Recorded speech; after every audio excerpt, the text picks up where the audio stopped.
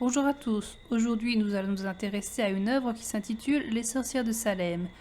Il s'agit d'une pièce de théâtre écrite par Arthur Miller en 1953.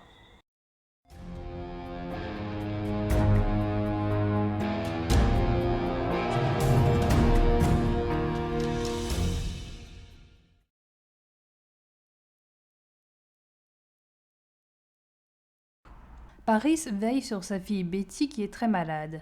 Susanna vient dire que le médecin pense que la cause du mal est surnaturelle. Paris ne le croit pas. Paris et sa nièce Abigail disent à Susanna de ne pas ébruiter cette nouvelle. Au village, on pense déjà à un mal d'origine surnaturelle. Le parloir de la maison de Paris est rempli de personnes voulant des informations. Abigail veut que Paris dise à ses invités la vérité, c'est-à-dire qu'Abigail et Betty étaient en train de danser au clair de lune dans une forêt avec d'autres jeunes filles. Abigail dit qu'elles n'ont pas invoqué les esprits. Abigail essaie de rassurer son oncle, mais Paris remarque des erreurs dans son récit. Il dit avoir vu des choses étranges que soit Abigail explique, ou soit qu'elle dit ne pas avoir vues. Paris risque sa place au ministère. Paris trouve également étrange le renvoi d'Abigail qu'il avait placé chez les Proctor. Abigail répond qu'Elizabeth, qui est la femme de John Proctor, la hait car elle a refusé d'être son esclave. Paris s'interroge car aucune autre famille du village n'a voulu la laisser venir travailler chez eux. Abigail répond qu'elle ne veut pas devenir leur esclave. Madame Putman vient dans la pièce. Elle pense que la maladie de Betty est un coup de l'enfer et que la fillette a dû s'envoler. D'ailleurs, M. Collins dit l'avoir vue s'envoler. Thomas Putman vient. Leur fille Cathy souffre elle aussi. Le diable est entré en elle. Paris compte sur le soutien de Thomas, mais ce dernier ne veut pas l'aider à cacher la vérité. Pour lui, Cathy est en proie à un esprit malin. Madame Putman a donné naissance à 7 enfants morts et son unique enfant, Cathy, dépérit depuis plusieurs mois. Elle voulait envoyer sa fille à l'esclave Tituba car cette femme peut parler aux morts et ainsi leur demander quelle a été la cause de leur mort. Si les morts ne parlent pas à Tituba, c'est car la sorcière qui a tué ses enfants les empêche de parler. La sorcière serait dans l'entourage du Tituba. Pour les Putman, il s'agit d'Abigail. Paris coupe court à cette conversation en montrant au couple les conséquences qui s'abattraient sur eux s'ils disaient que Madame Putman a fait invoquer les morts par Tituba. Putman dit à Paris que pour mettre fin au bavardage dans son parloir, il n'a qu'à dire que Salem est devenu le repère de la sorcellerie. Mercy vient et dit que Cathy se porte mieux. Putman pousse Paris à aller voir les paroissiens. Paris descend leur chanter un psaume. Betty et Abigail se retrouvent seules. Abigail lui recommande de dire qu'elles ont dansé et seulement cela. Marie vient. Elle dit que toute la région parle de sorcellerie et elle pousse Abigail à dire la vérité. Betty parle enfin. Elle dit qu'Abigail n'a pas dit toute la vérité à Paris puisqu'elle n'a pas mentionné qu'elle a bu un filtre pour tuer la femme de John Proctor. Abigail recommande à ses amis de ne parler que de la danse dans la forêt. John Proctor entre. John fait rentrer Marie à la maison car elle doit continuer son travail chez lui. L'arrivée de John fait de l'effet sur Abigail car elle pense qu'il est venu pour elle. Cependant, John dit qu'il n'est venu que pour connaître la cause des rumeurs qui sévissent dans le village. Pour John, sa relation avec Abigail est finie, ce qu'elle a du mal à admettre. Ils se sont séparés après qu'Elizabeth les ait surpris ensemble dans la grange. John ne veut plus continuer cette relation, bien qu'il admet encore penser à elle. Selon Abigail, si John ne vient plus à elle, c'est car Elizabeth le domine. Elle avoue que la sorcellerie n'y est pour rien dans les événements qui sont en train de se dérouler. En entendant un psaume, Betty se met à crier, ce qui fait venir Paris et les Putman. Si Betty a réagi négativement au nom du Seigneur, c'est un signe de possession par le diable. Rebecca Nurse et Gilles entrent. Quand Rebecca se penche vers Betty, elle se calme. Rebecca ne voit en cela rien de miraculeux, car elle a été de nombreuses fois mère et grand-mère. Elle dit que peut-être que les enfants d'Anne Putman sont morts par cause de maladie, chose qu'Anne n'admet pas. Une tension entre Paris et Proctor se fait sentir. John lui reproche d'être plus intéressé par l'argent et par le paraître que par Dieu. Il lui reproche de rechercher des diables et d'avoir demandé de l'aide au révérend Hall de Beverley. Pour Rebecca, c'est mauvais de faire venir le révérend car cela n'augmentera que les tensions. Un problème de propriété de terrain apparaît. Proctor veut chercher du bois sur son terrain qu'il a acheté au mari de Rebecca. Or, les Putman disent que ce terrain leur appartient par héritage. Giles défend John. Le révérend Hall entre. Les Putman lui parlent de leur fille qui est elle aussi malade. Giles et Proctor s'en vont prendre le bois. Hall est mis au courant de la situation. Betty a essayé de voler. Elle réagit au nom du Seigneur et elle a dansé dans la forêt la nuit avec d'autres jeunes filles. Anne raconte que ses 7 enfants sont morts et que sa fille restante est malade. Hall raconte un cas qu'il a rencontré à Beverley. Il a connu une femme qui avait pactisé avec le démon et qui avait envoûté une fillette. Il a délivré l'enfant et il a fait sortir la femme de l'emprise du démon. Voyant que Hall est prêt à tout pour extirper le mal de Betty, Rebecca préfère s'en aller. Quand Hall parle et interroge Betty, elle ne fait que gémir. Quand il lui demande qui l'a fait souffrir, elle répond Abigail. Quand Betty s'apprête à dire qu'Abigail a bu quelque chose, Abigail agit et parle comme si le fantôme de Tituba venait la menacer avec un couteau et qu'elle veut tuer Betty. On fait entrer Tituba. Betty tente de se jeter par les fenêtres. Hall fait toucher Betty à Tituba pour chasser l'esprit. Abigail dit que c'est Tituba qui l'a entraînée dans la forêt et qu'elle lui a fait boire du sang. Tituba réplique que c'est Abigail qui l'a supplié d'évoquer les esprits et de faire des filtres pour tuer. Avant que Tituba puisse dire qui est la personne visée par le meurtre, Abigail s'étrangle elle-même. Hall fait poser les mains de Tituba sur Abigail et elle se calme. Abigail dit avoir vu une femme grimaçante qui a craché sur la croix. Pour Hall, c'est le signe que Satan est dans cette maison. On pense que Tituba a ensorcelé les enfants. Paris veut qu'elle confesse qu'elle a vu le diable. Car Paris la menace avec un fouet, Tituba finit par avouer qu'elle a vu le diable. Hall parvient à faire dire à Tituba que lorsque Satan vient la voir, il est accompagné de sorcières qui sont certaines femmes de Salem. Tituba devient l'instrument de Dieu pour découvrir les sorcières du village. Le diable aurait dit à Tituba de tuer Paris car il n'est pas un homme bon. Satan lui aurait ensuite montré 4 femmes qui lui appartiennent. Tituba désigne Madame Good et maîtresse Osborne. Paris envoie Putman chercher le juge Hatton et le prévôt Villard et il fait venir le gouverneur. Paris pense que l'indisciplinité des paroissiens provient du fait que certains se seraient ralliés au diable. Paris reprend espoir car Satan et ses acolytes vont pouvoir être écrasés à Salem. John revient à la maison après son travail. Sa femme lui dit que Marie est allée à Salem car elle fait partie du tribunal. Abigail est menée au tribunal devant des suspects. Si elle se comporte étrangement, c'est que ces personnes l'ont ensorcelée. Il y a déjà 14 personnes en prison. Elizabeth voudrait que son mari dise que c'est une imposture. Cependant, John n'a aucune preuve car il n'y avait pas de témoin quand Abigail lui a parlé, ce qu'Elizabeth ne savait pas. John ne supporte pas les soupçons de sa femme qui pense que John n'a pas encore oublié Abigail. Marie revient et John lui en veut d'être parti de la maison. Marie donne à Elizabeth une poupée qu'elle aurait cousue durant le procès. Marie dit qu'il y a maintenant 39 personnes arrêtées. Maîtresse Osborne va être pendue et Madame Good ne sera pas pendue car elle a avoué être une sorcière. Marie dit avoir été attaquée plusieurs fois par Madame Good. En effet, lorsque Marie ne lui donnait pas l'aumône, Madame Good partait en marmonnant. Madame Good a dit qu'elle ne faisait pas d'incantation, mais qu'elle récitait les 10 commandements. Quand le juge lui a demandé de les réciter, elle en a été incapable. John ne veut plus que Marie aille au tribunal, mais Marie continue de vouloir y aller. Pour l'en dissuader, John veut fouetter Marie, mais elle dit qu'elle a sauvé Elizabeth en disant qu'elle n'avait pas vu en sa maîtresse de signes d'esprit maléfique. Elizabeth est elle aussi accusée d'être une sorcière. Elizabeth sait qu'Abigail veut sa mort. Elle dit que cela ne servira à rien de parler avec les juges et les députés car ils n'accepteront pas de reconnaître leur tort.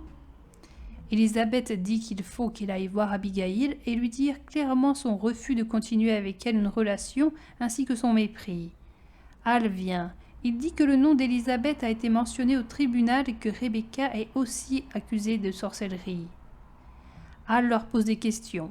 Il demande pourquoi John n'a été que 8 fois à l'église durant les 7 derniers mois. Il lui demande aussi pourquoi seulement 2 de ses 3 enfants sont baptisés. John dit qu'il a mis une distance entre lui et Paris, car il dit que Paris est plus intéressé par l'argent que par Dieu. Hal demande à eux deux s'ils connaissent leur commandement. Ils disent que oui. Hal demande à John de les réciter. John ne s'en souvient que de 9. Elizabeth pousse John à révéler ce qu'il sait. John dit que la maladie des enfants ne vient pas de la sorcellerie, mais du fait qu'elles soient allées danser la nuit et qu'elles ont eu peur. C'est Abigail qui le lui a dit. John dit que si certaines ont avoué leur connivence avec le diable, ce n'était que pour éviter la potence. Quand Hal lui demande s'il pourrait témoigner de ses dires devant le tribunal, John dit que oui. Hal peine à croire les dires de John. Après qu'Abigail ait eu une vision de la femme crachant sur le crucifix, il a effectivement vu un crachat sur le crucifix. Le couple tente de lui expliquer qu'Abigail a pu elle-même mettre son crachat. Giles arrive. Sa femme Martha vient d'être arrêtée car il a dit un jour que sa femme lisait des livres. Giles demande de l'aide à Hal. Giles leur apprend que Rebecca a été arrêtée pour les 7 meurtres d'enfants d'Anne Putman. Shiver vient chercher Elizabeth qui a été accusée par Abigail. Le problème est qu'Elizabeth a une poupée. Shiver trouve une aiguille dans la poupée, ce qui fait penser à un envoûtement. Au dîner, Abigail est tombée par terre et on a retrouvé dans son ventre une aiguille. Abigail a dit qu'elle a vu l'esprit d'Elizabeth la lui mettre. Marie a été cherchée. On la questionne sur la poupée. Elle dit que c'est la sienne et elle avoue avoir enfoncé elle-même l'aiguille. Proctor protège sa femme. Il dit à Shiver de sortir et il déchire l'arrêt de mandat. Cependant, sa femme est tout de même emmenée et enchaînée. John veut que Marie témoigne au tribunal de ce qu'elle a dit, mais elle ne le veut pas par peur d'Abigail, et ce, malgré les menaces de John. Giles, Francis Nurse et John se rendent au tribunal pour défendre leur femme. Marie est amenée. Elle reconnaît qu'elle a menti et que les autres filles aussi. Quand Danforth demande à John s'il désire nuire à la cour, il dit que non, mais Shiver dit qu'il a déchiré le mandat d'arrêt. Shiver enfonce John encore une fois en disant qu'il laboure le dimanche au lieu d'aller à l'église. Danforth apprend à John que sa femme est enceinte. Il lui propose de la garder 1 an si John retire ses accusations de mensonge. John ne peut pas le faire. Danforth fait sortir les juges. John a un témoignage papier de 91 personnes qui disent que Rebecca, sa femme et Marthe ne sont pas des suppôts de Satan. Ces gens-là vont être arrêtés pour être questionnés. Danforth voit tous les actes de John pour faire libérer sa femme comme étant dirigés contre la cour. Giles donne sa déposition. Il accuse M. Putman d'avoir ordonné à sa fille d'accuser de sorcellerie George Jacob dans le but de récupérer ses terres. Giles a un témoin, mais il refuse de dire son nom de peur que ce témoin finisse en prison.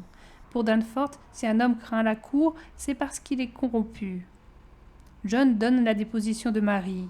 Les autres filles arrivent au tribunal. Danforth interroge Abigail.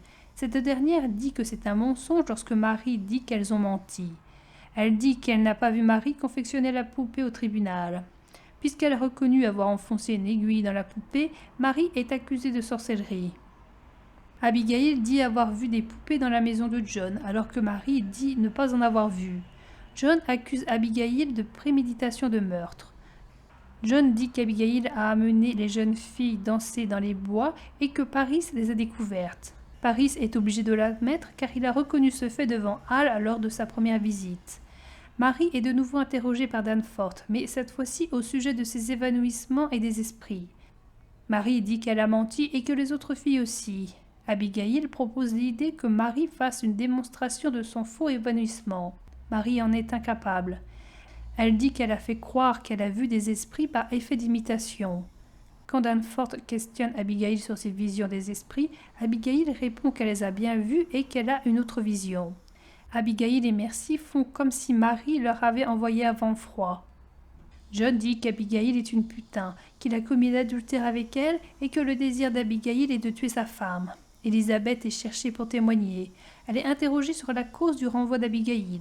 Elle ne dit pas que c'est parce qu'elle a vu son mari fauter avec elle. Quand Hal est prêt de dire son opinion défavorable sur Abigail, Abigail et Mercy font semblant d'avoir la vision d'un oiseau qui serait l'esprit de Marie. Les filles font exprès de répéter tout ce que Marie dit pour faire croire à un envoûtement. N'en pouvant plus, Marie dit que John est l'homme du diable. Elle rejoint le groupe des filles. Danforth fait emprisonner John et Giles. Soit ils feront des aveux, soit ils auront la peine de mort. Hal quitte le tribunal. Nous sommes 3 mois plus tard à la prison de Salem. Willard et Hopkins parlent de l'exécution qui va bientôt avoir lieu et de la foule qui commence à arriver. Ils parlent de la population d'Andover qui a enfoncé les portes de la prison et ont mis à mal le tribunal. Tituba vient. Elle dit qu'un oiseau lui a dit de ne plus travailler chez Paris et de retourner à la prison. Elle demande à re-rentrer en prison car elle était plus libre dans la prison que chez Paris. Hopkins la reconduit. Danforth, Shiver et Hathorne arrivent. Ils veulent voir Paris. Hal est déjà là en compagnie de Paris. Il prie avec les condamnés à mort. Danforth en veut au prévôt d'avoir laissé entrer Hal. Paris vient. Il dit que Hal essaie de faire avouer leur crime à Rebecca Nurse et à Martha. Paris dit que c'est la 3e nuit qu'Abigail s'enfuit. Elle aurait pris un bateau avec Mercy et elle lui aurait volé tout son argent. Paris, qui a entendu qu'il y avait des émeutes à Andover, craint qu'il y en ait ici aussi. Le danger est d'autant plus grand qu'aujourd'hui doivent être pendus Rebecca et John qui ont l'estime générale. Paris demande à suspendre l'exécution. Danforth ne veut pas l'annuler. Il demande à Paris quelle âme a le plus de chances d'être ramenée à Dieu. Paris a peur. Il se sent en danger depuis que quelqu'un a fait tomber un poignard à ses pieds. Hal vient. Il dit que les prisonniers ne changeront pas d'avis. Il n'a pas pu parler à John car il est enfermé dans le donjon et enchaîné au mur. Danforth pense qu'une rencontre avec sa femme enceinte pourrait le faire faiblir. Hal demande à Danforth de reporter l'exécution car elle craint une émeute. Hal a conseillé aux prisonniers de se révolter contre l'erreur. Elizabeth vient. Hal essaie de lui faire comprendre qu'un mensonge de son mari pourrait lui sauver la vie. John est amené. On laisse John et Elizabeth seuls. Il parle des nombreux cas qui ont avoué et de Rebecca qui n'a pas avoué et qui va bientôt mourir. Il parle aussi de Gilles qui n'a pas été pendu. Il a répondu ni par oui ni par non aux accusations. Torturé, il a été étouffé sous des pierres. John pense à avouer car être pendu revient à être un martyr, alors que John n'est pas sans tâche puisqu'il a fauté avec Abigail. Elizabeth a l'impression d'avoir elle aussi péché. Si elle n'avait pas été si froide, son mari ne se serait pas tourné vers Abigail. John commence à avouer sa connivence avec le diable. Nurse est amenée vers lui pour qu'elle aussi avoue. Quand Danforth demande à John qui il a vu avec le diable, John ne veut pas répondre. John signe sa déclaration, mais il refuse de donner le papier à Danforth, car cela discréditera son nom. John finit par déchirer le papier. John est emmené pour être pendu. La pièce se déroule durant la chasse aux sorcières à Salem en 1692. Un parallèle peut être fait entre ces procès et le macartisme qui sévissait au moment de l'écriture de la pièce. En 1956, Miller sera lui-même mis en cause par le Comité sur les activités anti-américaines. Beaucoup de membres de son entourage ont été censurés ou soupçonnés d'être communistes. Cette pièce a permis à Miller de critiquer le macartisme indirectement. Il y a des similarités entre les années 1950 et 1692, car le tribunal de Salem, tout comme le comité sur les activités anti-américaines, n'avait aucune preuve contre les accusés et continuait de les condamner. Arthur Miller a pensé que les gens répétaient toujours les mêmes erreurs et il a dénoncé ce phénomène dans sa pièce. En 1953, Miller a écrit « The crucible is taken from history. No character is in the play who did not take a similar role in Salem, 1692. » Cette affirmation n'est pas tout à fait vraie. Miller a effectué des changements dont certains étaient délibérés et d'autres accidentels. Tout d'abord, l'âge d'Abigail Williams a été changé. Elle devait avoir 11 ou 12 ans, or dans la pièce, elle en a 17 ans. Ce vieillissement a probablement été effectué pour ajouter de la crédibilité à sa liaison avec Proctor. John Proctor a été rajeuni. Il avait 60 ans en 1692 et il est beaucoup plus jeune dans la pièce. La raison peut être d'ajouter du crédit à sa liaison avec Abigail. Miller a aussi ajouté des changements vis-à-vis des juges. Il a affirmé lui-même que While there were several judges of almost equal authority, I have symbolized them all in Hathorne and Danforth. Cependant, son changement a contribué à confondre Danforth avec la figure très influente de William Stookton, qui n'apparaît pas dans la pièce. Dans la réalité, c'est Stookton qui a ordonné de nouvelles délibérations après que le jury ait initialement acquitté Rebecca Nurse. Il a refusé de reconnaître les issues favorables des procès. Il a été furieux lorsque le gouverneur Phipps a mis fin au procès pour de bon et a libéré les prisonniers. Danforth est connu comme étant critique de la conduite des procès. Il a joué un rôle dans leur fin. Dans la pièce, Thomas et Anne Putman se plaignent que 7 de leurs 8 enfants soient morts aux alentours de leur naissance. En réalité, les Putman n'ont connu la mort que de 2 de leurs 12 enfants. La conduite d'Anne Putman pendant l'hystérie du procès des sorcières a été presque entièrement due à des motivations financières. De nombreux personnages de Miller étaient basés sur des personnes dont on n'avait pas beaucoup d'éléments autres que leur déclaration des procès. Cependant, d'autres personnes ont laissé de nombreuses traces sur leur rôle qu'ils ont joué à Salem, y compris des jurés, des accusateurs, des survivants et des juges. Le révérend Parris a publié sa première série d'excuses le 26 novembre 1694 et il a été démis de ses fonctions en 1697. En 1698, Hall termina de composer un long essai sur Salem. L'histoire des sorcières de Salem peut être sans fin, puisque la personne désignée comme sorcier ou sorcière doit dénoncer d'autres personnes, puisqu'il y aura toujours des personnes qui auront des comptes à régler avec d'autres personnes et qui les accuseront, puisque les membres du tribunal ne se remettent pas en question. S'ils le faisaient, cela signifierait qu'ils ont fait une erreur dans le passé, et c'est ce qu'ils ne veulent pas avouer. Et puisque les accusations s'appuient sur des preuves très faibles ou trafiquées.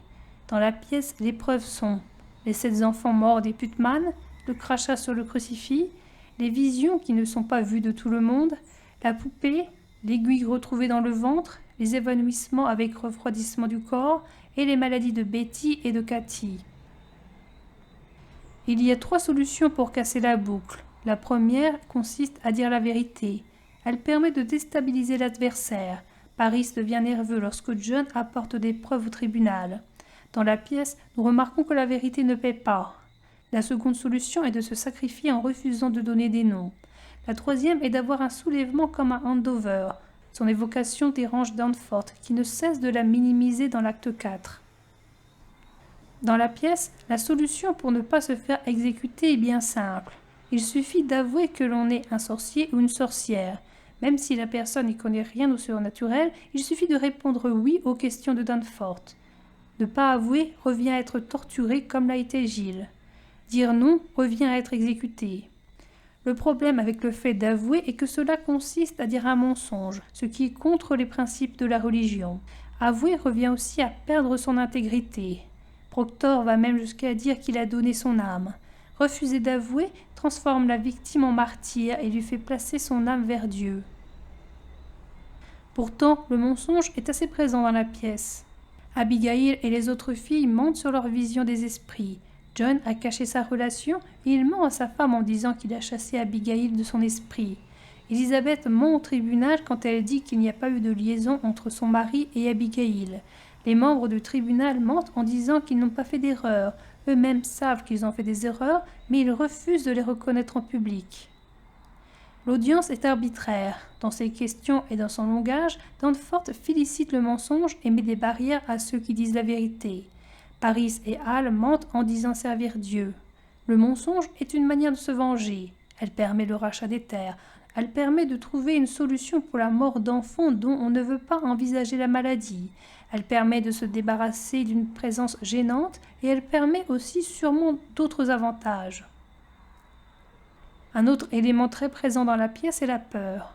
Les personnes sont suspectées d'être un sorcier ou une sorcière sans aucune raison apparente. On ne sait pas qui peut être suspecté. Les motifs peuvent être n'importe lesquels, comme avoir une poupée, lire un livre, avoir les évangiles chez soi tout en ne sachant pas lire. Marie, qui a d'abord fait partie du groupe des accusatrices, a peur. Elle a peur de John Proctor, mais elle a aussi peur du groupe des accusatrices. Parris et Hall ont peur d'un soulèvement. Hall a peur de Danforth car on ne peut pas contredire cet homme sous peine d'emprisonnement ou de mort. Toute discussion est impossible avec Danforth à moins d'être de son avis. L'importance de la réputation est soulignée à plusieurs reprises. À l'acte 1, après avoir appris qu'Abigail a dansé la nuit dans la forêt, Parris dit qu'il risque sa place au ministère. Hall étale sa réputation en disant qu'il a sauvé une fille et une femme du mal dans une autre ville. Proctor tient à sa réputation. Il lui est difficile de dire sa liaison avec Abigail. S'il déchire sa confession, c'est pour sauver sa réputation et celle de ses amis. Si Élisabeth ne dit pas que son mari l'a trompée, c'est pour sauvegarder la réputation de son mari. Si Danforth refuse de repousser l'exécution, c'est pour garder sa réputation et plus largement celle du tribunal. Certaines personnes perdent leur réputation. C'est le cas de Paris qui reçoit une menace de mort. C'est le cas d'Abigail et de Mercy qui préfèrent s'enfuir plutôt que de subir les conséquences de leur faux témoignage. Au final, Abigail oublie même la raison de son mensonge, c'est-à-dire récupérer John. Elle part de Salem et elle laisse John en prison. À Salem, les opinions semblent comme qui dirait croisées. Une personne A peut classer une action A dans la case du bien et une action B dans la case du mal. Une personne B peut classer l'action A dans la case du mal et l'action B dans la case du bien. Ainsi, John pense que les juges et tous les accusateurs iront en enfer car ils ont commis des erreurs. Mais les juges pensent que les personnes qui sont des sorciers ou des sorcières iront en enfer. Il en est de même pour la définition d'un bon chrétien. Pour certains, être un bon chrétien consiste à dire la vérité, à suivre les commandements, etc. Or, des personnages de la pièce poussent des personnes à ne pas avoir de comportement chrétien tout en prenant ces comportements comme chrétiens. Par exemple, Hal pousse les innocents à avoir un comportement non chrétien en mentant. Il prétexte que l'orgueil sera plus sévèrement puni par Dieu que le mensonge. La perception d'un bon chrétien varie selon les camps. Pour certains, il est important de savoir ces 10 commandements par cœur. Pour d'autres, la foi est supérieure à la régularité et à l'apprentissage par cœur des principes du christianisme. Au final, Dieu paraît être sans pouvoir. On ne le laisse pas juger et punir les hommes seuls. Contrairement à Dieu, Satan semble avoir bien plus de pouvoir puisqu'il peut attirer des innocents à lui. Le tribunal a également plus de pouvoir que Dieu, puisqu'il juge et condamne les individus à sa place. L'acte 2 se déroule 8 jours après l'acte 1. L'acte 3 se passe environ 1 mois après l'acte 2. Et l'acte 4 se déroule 3 mois après l'acte 3. Certains personnages gardent une constance. John repousse Abigail dans l'acte 1. John repousse sa déclaration à l'acte 4. Abigail reste dans le mensonge. Elle fait semblant d'avoir une vision à l'acte 1 et elle finit en volant son oncle. Danforth reste dans l'erreur, qu'elle soit volontaire ou non. Élisabeth varie en ne reprochant plus à son mari son adultère et en comprenant sa propre faute. Hal et Paris varient. À l'acte 4, ils sont du côté du condamné, mais ils ne peuvent pas fermement montrer leur position en présence de Danforth. Cheever varie très vite. Au début de l'acte 2, Élisabeth recommande à John d'aller voir Cheever. On peut donc en déduire qu'elle avait confiance en cet homme. Or, dans la même soirée, c'est Cheever qui vient la chercher pour l'arrêter et l'enchaîner. Par ailleurs, Cheever pratique la dénonciation à un seul sens. Il dénonce John parce qu'il laboure le dimanche. Cependant, il ne dit rien des dires de Marie dont il a été témoin quand elle a dit que la poupée était la sienne et qu'elle a elle-même mis l'aiguille dedans. Les amis peuvent rapidement et facilement se retourner contre une personne. C'est le cas des Putman qui ne veulent pas aider Paris dans l'acte 1 alors qu'ils avaient l'air d'avoir naguère de bonnes relations. Monsieur Proctor, j'ai peu de temps. La cour m'ordonne de fouiller votre maison, mais je n'aime pas fouiller une maison. Voulez-vous me donner toutes les poupées que votre femme peut avoir ici? Des poupées? Je n'ai plus de poupées, je n'en ai plus depuis mon enfance. J'aperçois une poupée, maîtresse Proctor. Oh, c'est celle de Marie. S'il vous plaît, voulez-vous me la donner? La cour en est-elle réduite à prendre des poupées comme témoins à charge? Vous en avez d'autres dans la maison? Non, et, d'ailleurs, celle-ci n'y était pas jusqu'à ce soir. Que signifie cette poupée? Eh bien, une poupée? Une poupée peut signifier... Et, maintenant, femme, veuillez s'il vous plaît venir avec moi. Elle n'ira pas. Allez chercher Marie. Non, il m'est défendu de la quitter des yeux. Élisabeth, allez chercher Marie. En attendant que les flammes de l'enfer te mordent les fesses pour l'éternité, dis-nous à quoi peuvent servir des poupées dans ton carnaval de justice. Gilles Corret, par charité pour vous, je préfère n'avoir rien entendu. Monsieur Hall, voyez donc, là. Quoi? Qu'est-ce que c'est? Mais regardez! Une aiguille. Willard, c'est une aiguille. Que signifie cette aiguille? Mauvais pour elle, Proctor, mauvais pour votre femme. Vous pensez, une aiguille. Qu'en dites-vous, monsieur Hall? J'ai moi-même étudié la question. Un de mes livres est parfaitement consacré à ces pratiques d'envoûtement. Il est trop certain qu'Elizabeth Proctor s'est mise dans un très mauvais cas.